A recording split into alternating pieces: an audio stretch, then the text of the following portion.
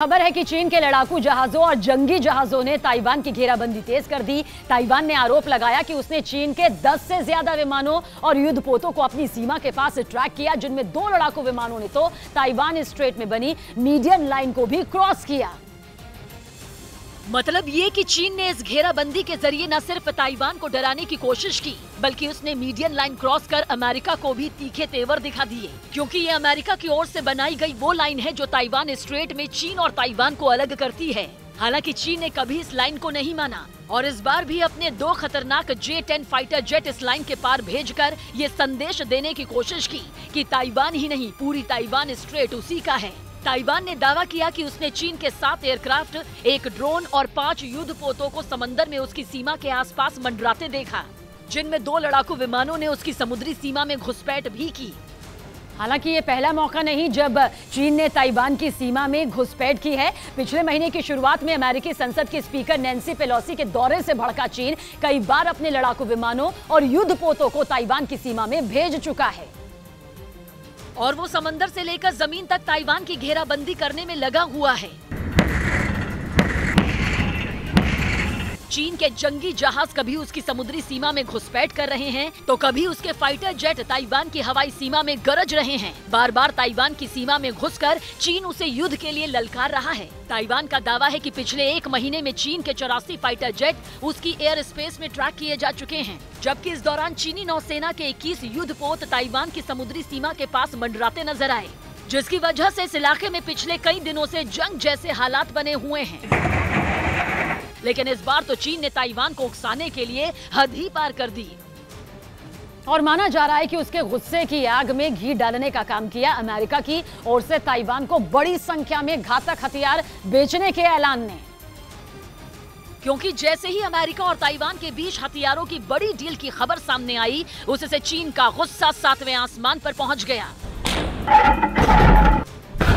और इसी बौखलाहट में उसने ताइवान की घेराबंदी के लिए अपने खतरनाक फाइटर जेट और युद्धपोत रवाना कर दिए। हालांकि ताइवान ने दावा किया कि चीनी घुसपैठ की जानकारी मिलते ही उसने भी अपने F-16 लड़ाकू विमानों और जंगी जहाजों को मुंह तोड़ जवाब देने के लिए रवाना कर दिया। साथ ही उसने अपने मिसाइल सिस्टम को भी एक्टिव कर दिया और रेडियो की मदद से चीनी विमानों को भी वार्निंग दे दी गई। दावा है कि इसके बाद चीन के विमान अपनी हवाई सीमा में लौट गए।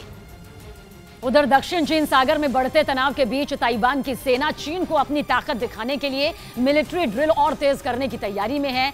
खबर है कि 4 दिनों तक चलने वाले सैन्य अभ्यास में ताइवान अपने बेहद घातक हथियारों का इस्तेमाल करेगा और इसके जरिए वो चीन को ये बताने की कोशिश करेगा कि उसकी धमकियों का ताइवान पर कोई असर नहीं, क्योंकि अमेरिकी संसद के स्पीकर नैन्सी पेलोसी के ताइवान दौरे को 1 महीने से ज्यादा का वक्त बीत चुका है, लेकिन चीन ताइवान के लोगों में खौफ भरने का एक भी मौका नहीं छोड़ रहा।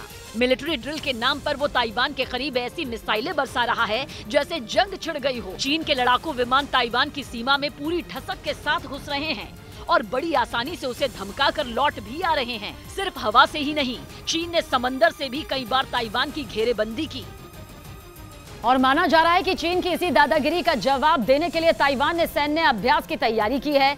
खबर के मुताबिक ताइवान की सेना 5 से 8 सितंबर तक ये अभ्यास करेगी, जिसे उसकी दूसरी सबसे बड़ी मिलिट्री ड्रिल कहा जा रहा है। इस सैन्य अभ्यास में ताइवान के टैंक गरज कर चीन को चेतावनी देंगे। इसके साथ ही बख्तरबंद गाड़ियां भी जंग के मैदान जैसा हुनर दिखाएंगी। खबर के मुताबिक ताइवान इस मिलिट्री ड्रिल में स्नाइपर्स को भी उतारेगा और मोटरार दाग कर दुश्मन को तबाह करने की प्रैक्टिस भी करेगा। ताइवान की वायुसेना भी चीन को अपना दम दिखाएगी।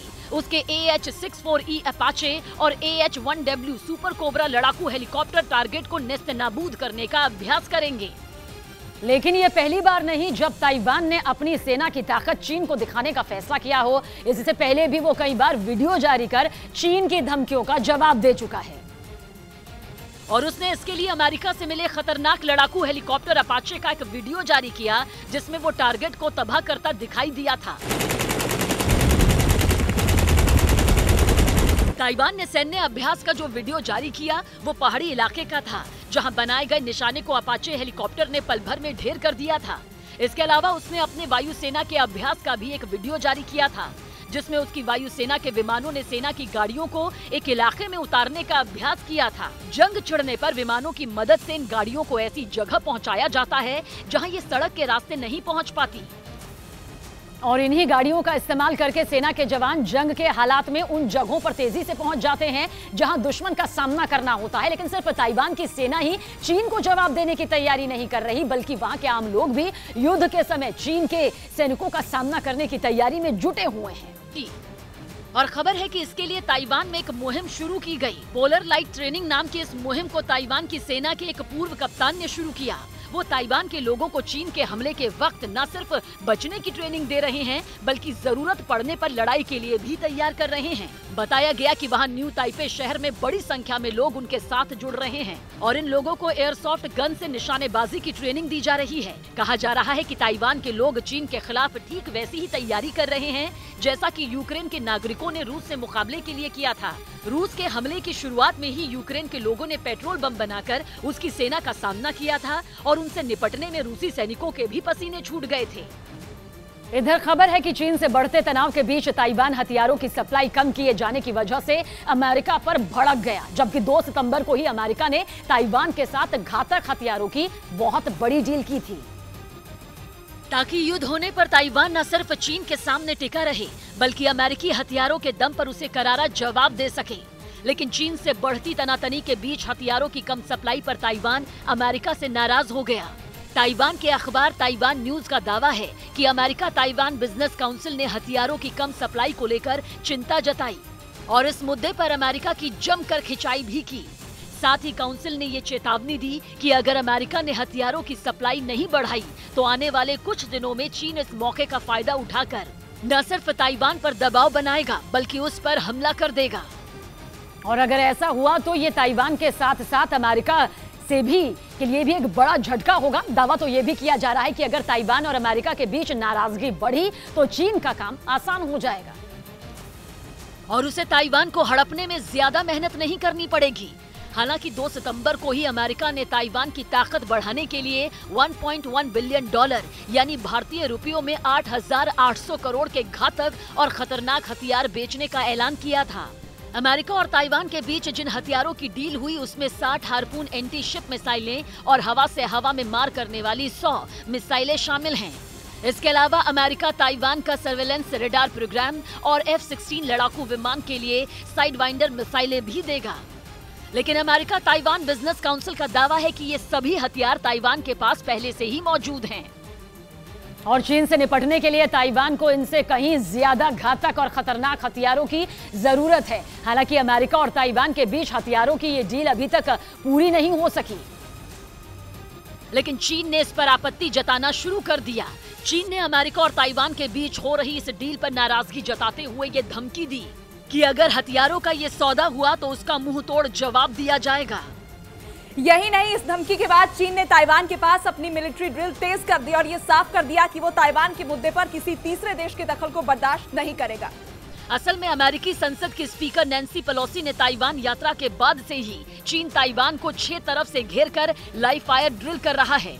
मिलिट्री ड्रिल के दौरान चीन न सिर्फ ताइवान को जंग के लिए उकसा रहा है, बल्कि अमेरिका को भी ये धमकी दे रहा है कि अगर उसने ताइवान से अपने कदम पीछे नहीं खींचे तो वो उसके खिलाफ जंग का बिगुल बजाने से नहीं चूकेगा। उधर एक रिपोर्ट में दावा किया गया कि बाइडेन ने अमेरिकी हथियारों को उसके सहयोगियों तक पहुंचाने के लिए टाइगर टीम बनाने की तैयारी कर ली है। ये फैसला हथियारों के बाजार में अपने पैर जमा रहे चीन को चित करने के लिए लिया गया। वैसे यूक्रेन जंग शुरू होने के बाद भी बाइडेन ने एक टाइगर टीम बनाई थी जिसमें अपने अपने क्षेत्र में माहिर एक्सपर्ट शामिल थे जो रूस के खिलाफ अमेरिका की वॉर स्ट्रेटेजी पर काम कर रहे हैं। और इस बार बाइडेन ने चीन के खिलाफ टाइगर टीम बनाने का मन बनाया है। ये दावा यूरेशियन टाइम्स नाम की वेबसाइट ने किया और बाइडेन की चीन के खिलाफ इस नई तैयारी की जानकारी दी। दावा किया गया कि इस बार बाइडेन की टाइगर टीम में वहां के हथियारों के बाजार के दिग्गज शामिल होंगे जो इस बात पर फोकस करेंगे कि कैसे अमेरिका के सहयोगी देशों को उसके हथियार, ड्रोन, हेलीकॉप्टर और टैंक जैसे युद्ध के सामान बेचे जाएं। 2021 में अमेरिका के हथियारों की बिक्री 2020 की तुलना में 31% तक कम रही थी, यानी अमेरिकी हथियारों की बिक्री दुनिया में घटी, जो अमेरिका के लिए बुरी खबर है। और इसी बुरी खबर को अच्छी खबर में बदलने की जिम्मेदारी लेगी बाइडेन की टाइगर टीम, जो हथियारों के बाजार में तेजी से पैर जमाते चीन को मात देने की प्लानिंग करेंगे, जिसकी तैयारी शुरू भी हो चुकी है। अमेरिका और उसके सहयोगियों के रिश्तों को और गहरा करने की कोशिश की जा रही है, क्योंकि हथियारों के बाजार में तेजी से बढ़ते चीन ने 2010 की तुलना में अपना कद बढ़ाया है। और 77% हथियार एशियाई देशों को और 20% हथियार अफ्रीका को बेच रहा है। हाल ही में उसने सर्बिया को HQ-22 मिसाइल डिफेंस सिस्टम और पाकिस्तान को J-10 फाइटर जेट भी दिए हैं। यानी चीन ने अपने हथियार के खरीदारों को सप्लाई जारी रखी और यूक्रेन जंग के बाद से लगातार अपने ग्राहक बढ़ाता रहा। जबकि अमेरिका की पॉलिसी उसके आड़े आई। यूक्रेन जंग के बाद यूरोप के बहुत सारे देशों ने अपने हथियार यूक्रेन को दे दिए, वो भी इस भरोसे कि अमेरिका जल्द से जल्द उनकी जरूरत पूरी कर देगा। लेकिन इसमें देरी हुई, क्योंकि अमेरिका के एक्सपर्ट का मानना है कि अमेरिका की कंपनियां केवल मांग लेने से हथियार नहीं देती, बल्कि जरूरतमंद देश के साथ एक कॉन्ट्रैक्ट करती है और फिर सप्लाई शुरू करती है। हालांकि ताइवान के साथ कुछ रियायत हुई और खबर है कि अमेरिका ने ताइवान को $100 करोड़ मतलब 8,000 करोड़ रुपए के हथियार देने का फैसला किया है। और कहा जा रहा है कि अमेरिका ताइवान जैसी ही रणनीति बाकी सहयोगी देशों के साथ भी अपनाएगा और उन्हें जितने हथियारों की जरूरत होगी उतने देगा, जिससे दो फायदे होंगे। पहला, चीन हथियारों के बाजार में कमजोर पड़ेगा। दूसरा, जंग होने पर अमेरिका के सहयोगी देशों के पास लड़ने के लिए पर्याप्त हथियार होंगे।